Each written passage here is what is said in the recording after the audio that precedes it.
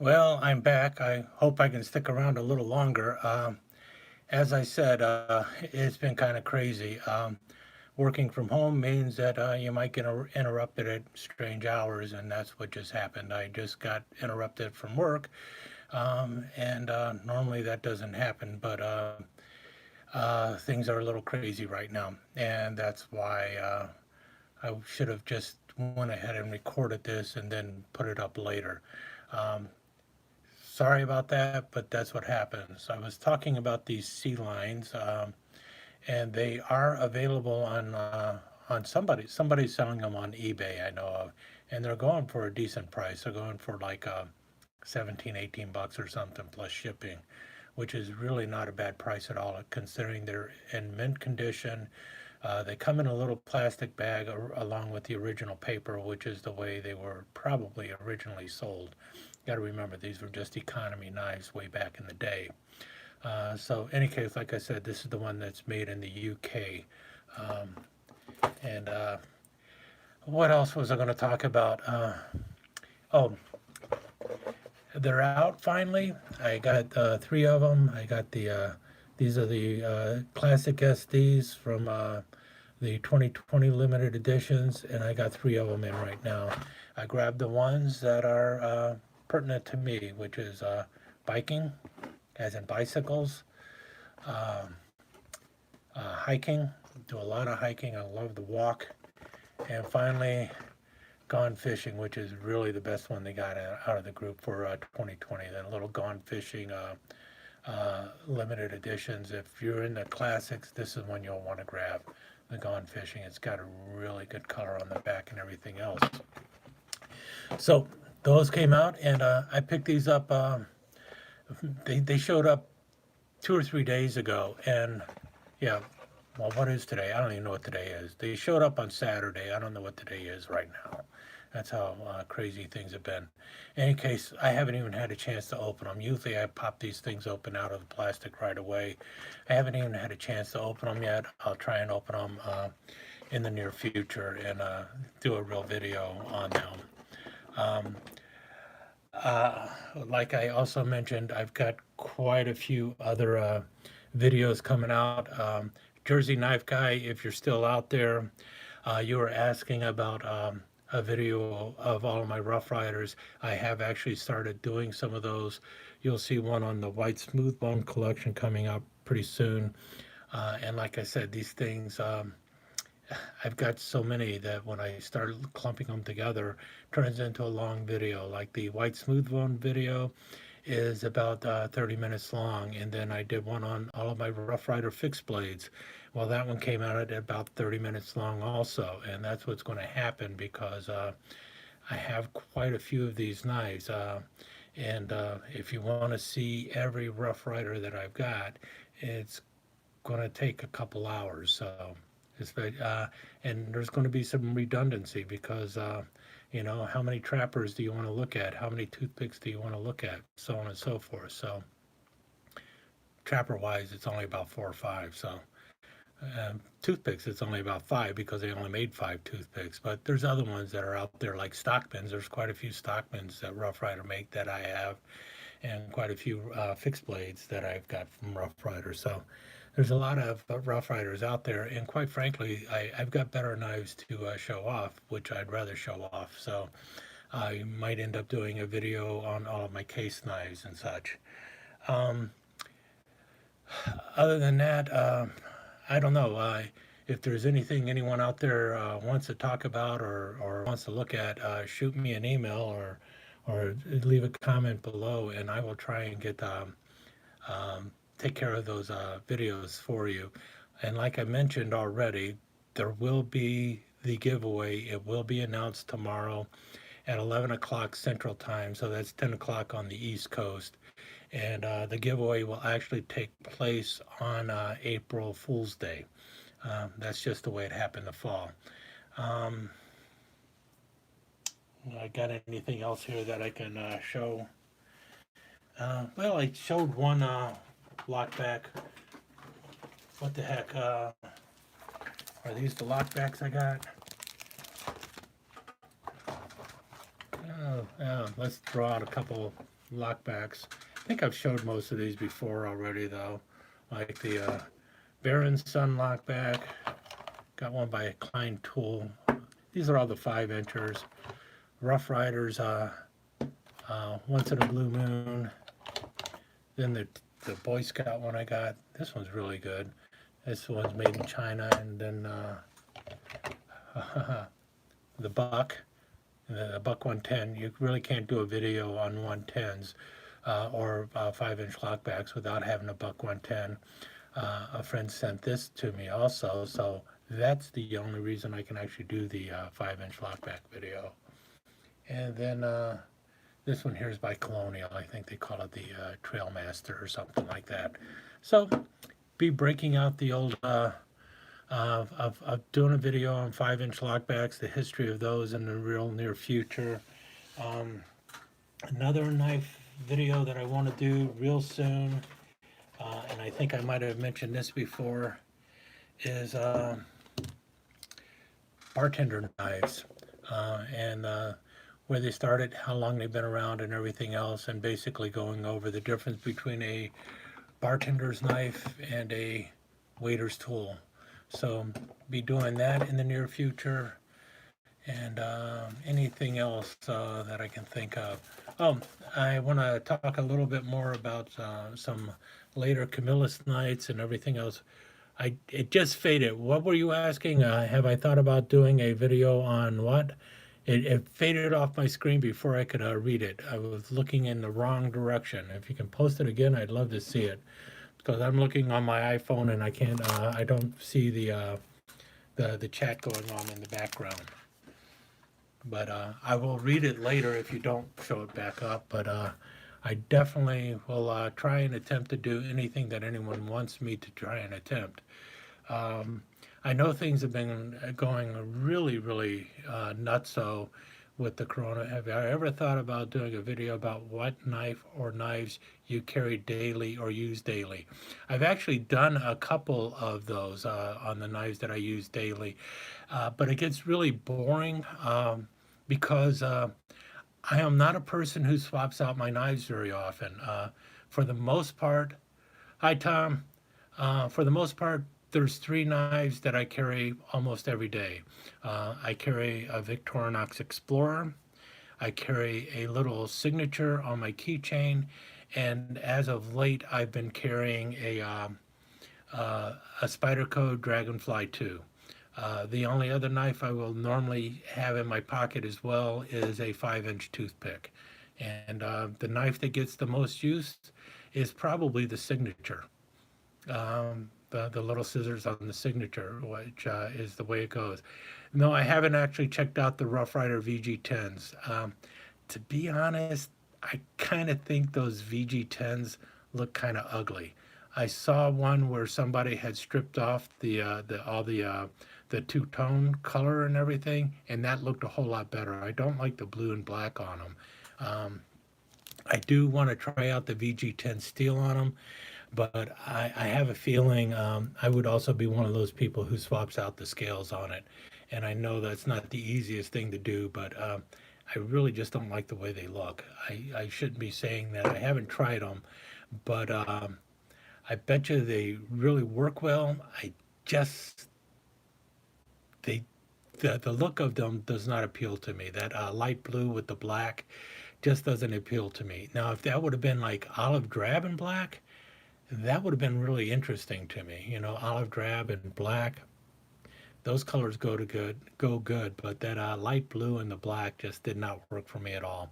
I understand that the black chips off fairly easy, so you can end up with a light blue knife fairly easy, and that might be something that I end up doing if I do get it, is stripping it down. Um, but as of so far, the look just didn't appeal to me. Um, I shouldn't be saying that. I mean, I'm supposed to love every Rough Rider out there, but if I did, I would have the ones that are those like goofy pistols and stuff, which are kind of silly to me. I would like to see a lot more knives in the VG10, and I'd also like to see a lot more in the T10 carbon steel. Now, that would be a good choice to me. And You know what? I don't know why they can't use like the VG10 on just a standard knife. I don't know why they need to try and make it all modern or anything. Seems to me they should be able to just put that VG10 in a knife that's white smooth bone. Put that VG10 in a knife that has, you know, a uh, a celluloid handle or any other kind of handle. I don't see why they need to make it a modern material with the steel. And that seems to be what a lot of companies end up doing. It's like we're going to use a modern steel, so let's modernize the entire thing, and they have to like reinvent the entire knife because they're using a new blade steel, and that's kind of goofy. I mean, they went from carbon steel to stainless steel with no problem. They have since they've gone from 440 to or 420 to 440, then to ATS 34, and other steels still using the same basic patterns and not doing anything. You know, you could find ATS 34 steel blades on a knife with a bone handle just as easily as you could a 440. But these days it seems like, oh, well, we got VG10. We should put it in micarta. Well, first of all, micarta is not new. It's been around since the 1920s. So, but everyone thinks it's new. And then, it's like, well, let's put it with an aluminum one. Well, there's no reason to do that. You could put a good quality steel in a traditional pattern knife and people would buy it. Um, you already saw that with Queen. Queen was using D2 tool steel, which is a semi stainless steel, in their knives instead of using 440. Um, so, I just want the VG10 and whatever already exists. Exactly, exactly. Put the VG10, you know, why can't you put VG10 in a Buck 110 with ebony handles? And they have put um uh, super steels in a Buck 110, and people bought it and they paid for it, and they paid through the nose for it simply because it was a better steel in a Buck 110, and it was still the classic. And they could do the same thing with any other of the Rough Riders too. Put in a bit better of a steel, and and people will buy it, and they will pay the extra money for it. There's not a problem with it.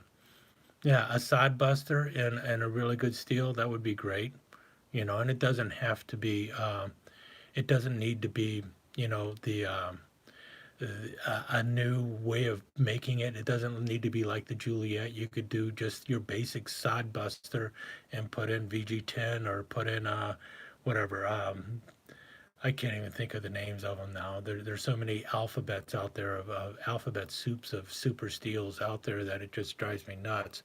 And and a lot of them, it's like I think the only reason they're putting it in there is to raise the price. I guess the big one now is the what M390. Is that the big steel now that everyone's talking about? M390, and I understand that the M390 depends entirely on how well the person has heat treated the steel, and a lot of them really just don't know what they're doing with it, so it ends up being pretty much crap steel. Um, wonder, yeah, I guess I'm ranting a bit here. I should find another knife or something to bring out to look at. I don't want to show what I'm giving away tomorrow, and I don't have a whole lot in front of me here. Do I have any little ones over here behind me? I'm surrounded by 700 knives and I can't find one. Would I be willing to? And I disappeared. What would I be willing to do? I'm sorry. I should have never turned around. I'm going to look for a different knife to show. Would you be willing or able to talk about Cattaraugus slip joints? I think I do not know enough about the slip joints, and I actually don't own a Cattaraugus yet. I think I might have one, and I'd have to go and look for it. I think I've got a Cattaraugus scout knife in the collection. I know it's been around for quite a while, and I do have some information about the company. But the real thing I know mainly about them is a little bit of what they did with the scout knives. One of them being they made, I think they made the first whittling knife for the Boy Scouts, and it was a four-blade whittling knife that they made on basically like the Scout frame, but it was not your typical knife. It did not have the can opener for one thing. I think it did have the cap lifter with the screwdriver, but that was really a pry. It was really an interesting knife. I don't own one because they go for like $500-600 in new condition, and even the bad ones go for about, yeah, very expensive. Um, Even the bad ones go in the $50 to $100 range, and that includes ones that have a broken blade. I do not, as a rule, buy a knife with a broken blade. I'd rather spend money with one that has everything working. Um, yeah, let's see. Is there anything nearby? I'm going to see if I can watch while I walk by. I'm still here. Don't run away.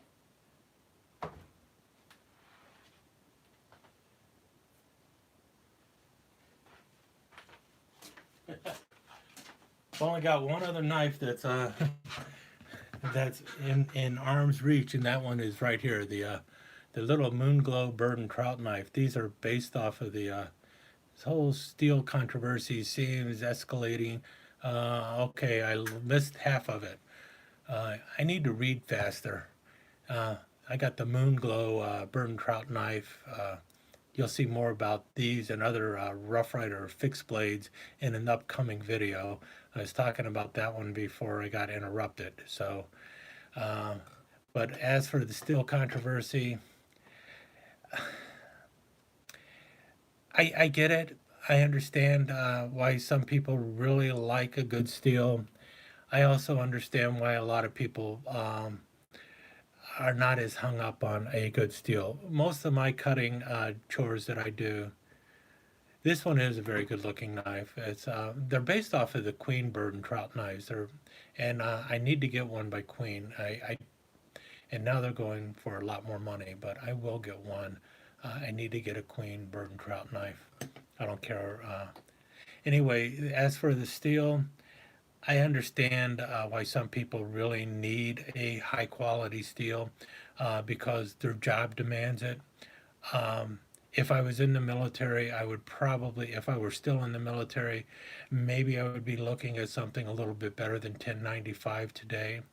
But when I was in back in the 1980s, 1095 was more than adequate for what I needed. So I don't know if I need anything better than that.